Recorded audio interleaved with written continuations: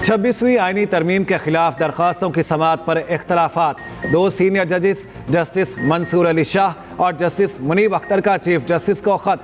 तरमीम का case full court में लगाने का मुतालिबा किया। चीफ जस्टिस की तरफ से कोई पेशरफ्त सामने ना आई। एक्सप्रेस न्यूज़ और ट्रिब्यून की रिपोर्ट के मुताबिक सीनियर जजों ने प्रैक्टिस एंड प्रोसीजर कमेटी का फौरी इजलास बुलाने के लिए 31 अक्टूबर को खत लिखा। खत के मुताबिक चीफ जस्टिस के इजलास ना बुलाने पर सेक्शन 2 के तहत जजों ने खुद इजलास किया। दरखास्तें 4 नवंबर को फुल कोर्ट में फिक्स करने का फैसला दिया। आईनी दरखास्तों को लगाने के लिए कॉज लिस्ट ही जारी ना हुई। दोनों जजेस ने एक और खत 4 नवंबर को लिखा। फुल कोर्ट ना बुलाने पर तशवीश और अफसोस का इजहार। कहा कमेटी का ये फैसला बरकरार है और इसका असर होगा। फैसले पर अमल दरामद करते हुए कॉज लिस्ट जारी की जानी चाहिए। जुडिशल कमीशन का पहला इजलास आज होगा। जस्टिस अमीनुद्दीन खान को आईनी बेंच की सरबराही देने की तजवीज़। ज़राए के मुताबिक हुकूमत जस्टिस अमीनुद्दीन खान को आईनी बेंच का सरबराह बनाने की तजवीज़ देगी। हुकूमत को सुप्रीम जुडिशल कमीशन के अक्सरियती अरकान की हिमायत हासिल है। वज़ीर कानून, अटॉर्नी जनरल, नुमाइंदा पाकिस्तान बार काउंसिल, 2 अरकान पार्लियामेंट और खातून नुमाइंदा शामिल। जस्टिस अमीनुद्दीन चौथे सीनियर जज के तौर पर सुप्रीम जुडिशल कमीशन के रुकन हैं। आर्मी चीफ और दीगर सर्विसेज चीफ्स की मुद्दत मुलाजमत 5 साल होगी। सुप्रीम कोर्ट के जजेस की तादाद 34 कर दी गई। कौमी असम्बली और सेनेट से चंद मिनटों में 6 बिल मंजूर। कायम मकाम सदर यूसुफ रजा गिलानी ने तमाम बिलों पर दस्तखत कर दिए। तमाम बिल गजट नोटिफिकेशन के लिए महकमा कानून को इरसाल। आर्मी, नेवी और एयरफोर्स एक्ट तरमीमी बिल मंजूर कर लिया गया। सुप्रीम कोर्ट जजेस की तादाद 34 करने का बिल मंजूर। इस्लामाबाद हाई कोर्ट के जजेस की तादाद 12 करने का बिल भी मंजूर।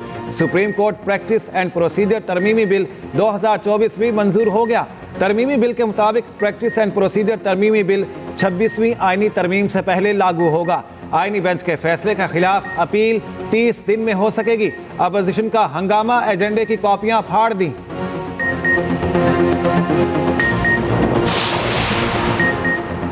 आर्मी एक्ट में तरमीम करके मुद्दत में तोसी वाला सिलसिला खत्म कर दिया। वज़ीर दिफा ख्वाजा आसिफ का कहना है मुद्दत मुतय्यन करने से रिटायरमेंट वाली कयास आराइयाँ खत्म हो जाएंगी। ओहदे की मुद्दत तयनाती की तारीख से होगी। वॉइस ऑफ अमेरिका को इंटरव्यू में मजीद कहा तीनों मुसल्लह अफवाज के सरबराहान की मुद्दत मुलाजमत 3 साल से 5 साल हो गई। जनरल आसिम मुनीर अब 2028 तक फौज के सरबराह रहेंगे। PTI ने अपने दौर में तोसी दी, अब कानून साजी की मुखालिफत कर रही।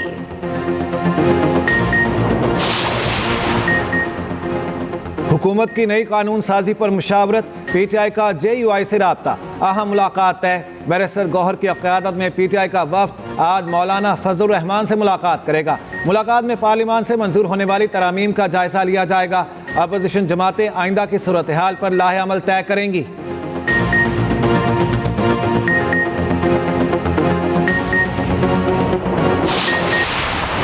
ये लोग सुप्रीम कोर्ट नहीं बनाना चाह रहे।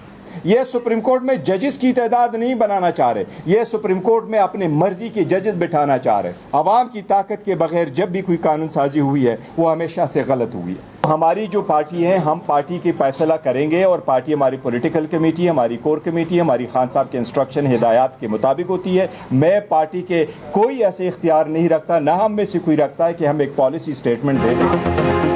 हुकूमत जजेस बढ़ाना नहीं, मर्जी के जजेस लाना चाहती है।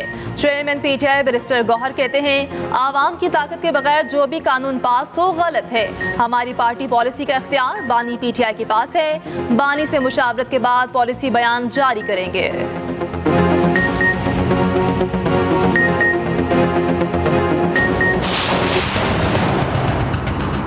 किसी को भी शक की बुनियाद पर 90 दिन तक अपनी तहवील में रख सकता है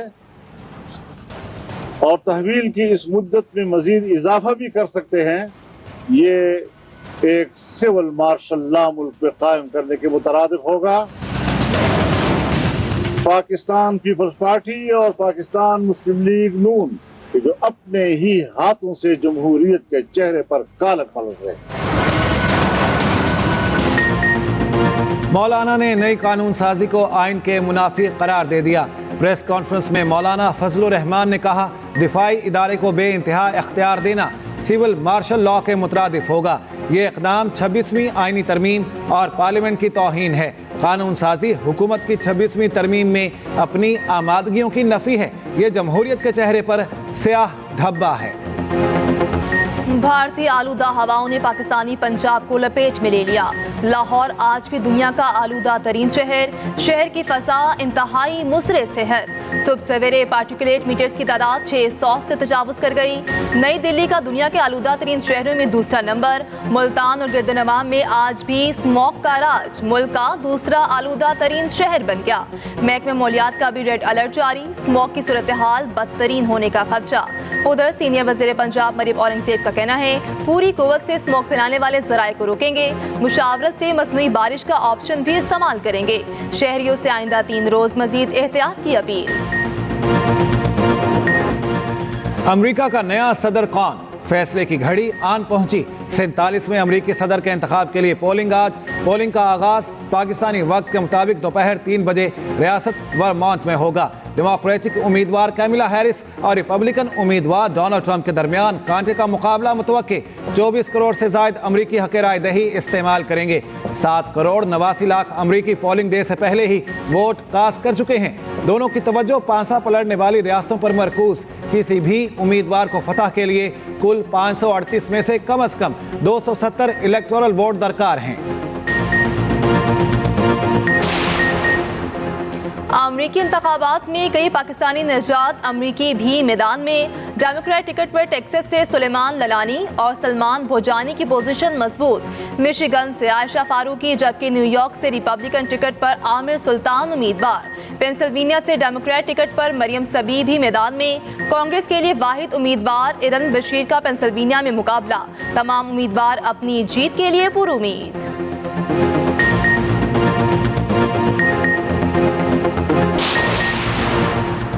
अमेरिकी सदारती इलेक्शन में डेमोक्रेट और रिपब्लिकन उम्मीदवारों के दरमियान मुकाबला सख्त। कैमिला हैरिस और डोनाल्ड ट्रंप अमेरिकी सियासत के पुराने खिलाड़ी, एक साबिक सदर और एक नायब सदर, दोनों के सियासी सफर पर खुसूसी रिपोर्ट इसी बुलेटिन का हिस्सा।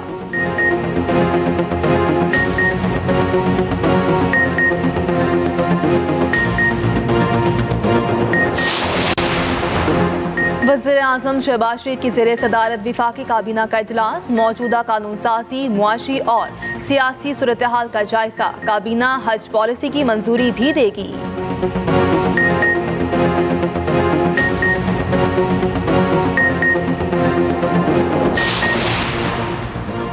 वज़ीर आज़म शहबाज शरीफ 10 नवंबर को 2 रोज़ा दौरे पर सऊदी अरब जाएंगे।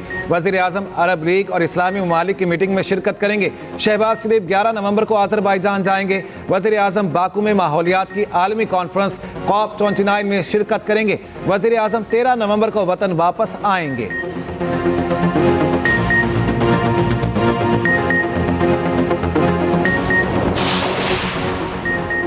ईरान के वज़ीर ख़ारिजा सैयद अब्बास इराक़ची पाकिस्तान के 2 रोज़ा दौरे पर इस्लामाबाद पहुंच गए। एयरपोर्ट पर एडिशनल सेक्रेटरी ख़ारिजा अफ़गानिस्तान और मगरबी एशिया ने इस्तकबाल किया। दौरे के दौरान ईरानी वज़ीर ख़ारिजा पाकिस्तानी हम मनसब इसहाक डार से मुलाकात करेंगे। अब्बास इराक़ची दौरे के दौरान वज़ीर आज़म से भी मुलाकात करेंगे।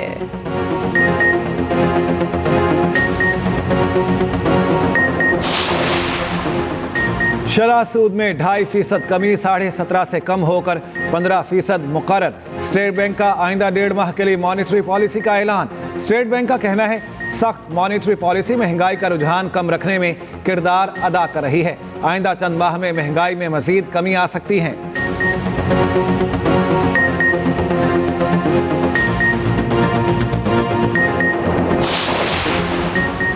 पाकिस्तान स्टॉक मार्केट में तेजी, 92,000 की सतह एक बार फिर बहाल। 100 इंडेक्स में 400 से ज्यादा पॉइंट्स का इजाफा, 92,300 की सतह पर ट्रेडिंग। दूसरी जानिब इंटरबैंक मार्केट में डॉलर 13 पैसे सस्ता।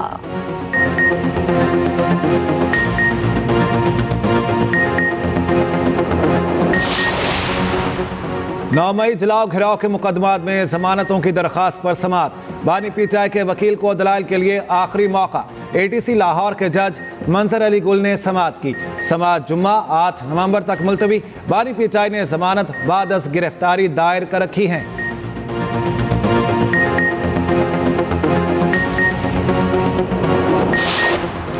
रमजान शुगर मिल्स रेफरेंस की एंटी करप्शन अदालत में समाअत। हमजा शहबाज अदालत पेशी हाजिरी लगवाई।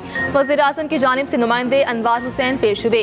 वकील ने नैब तरमीमी ऑर्डिनेंस की कॉपी अदालत पेश कर दी। अदालती दायर इख्तियार का जायजा लेने के लिए कार्रवाई कुछ देर के लिए मुलतवी। नैब अदालत ने नैब तरमीमी ऑर्डिनेंस के बाद रेफरेंस को एंटी करप्शन अदालत में भिजवाया था।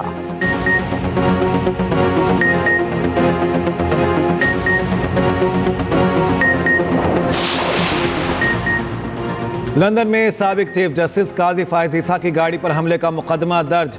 सिफारती ज़राए के मुताबिक बरतानवी पुलिस ने मुकदमा दर्ज करके तहकीकात का आगाज़ कर दिया। हमले की तहकीकात मकामी कवानीन के मुताबिक की जाएंगी।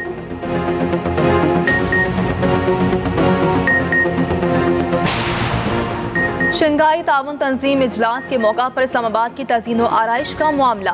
हुकूमत की 2 अरब 70 करोड़ खर्च करने के दावे की थर्ड पार्टी तौसीक की हिदायत। रोजनामा एक्सप्रेस और एक्सप्रेस ट्रिब्यून की रिपोर्ट के मुताबिक कॉन्फ्रेंस के हवाले से मुख्तलिफ इदारों ने 5 अरब के अखराजात का दावा किया।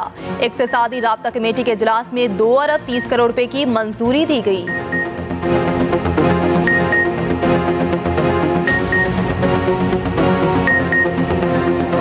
जनूबी वज़ीरिस्तान के इलाके वाना में नामालूम अफराद का रॉकेट हमला। पुलिस के मुताबिक CTD एहलकार समेत 3 अफराद जाँ बहक। रात गए फील्डर गाड़ी को निशाना बनाया गया।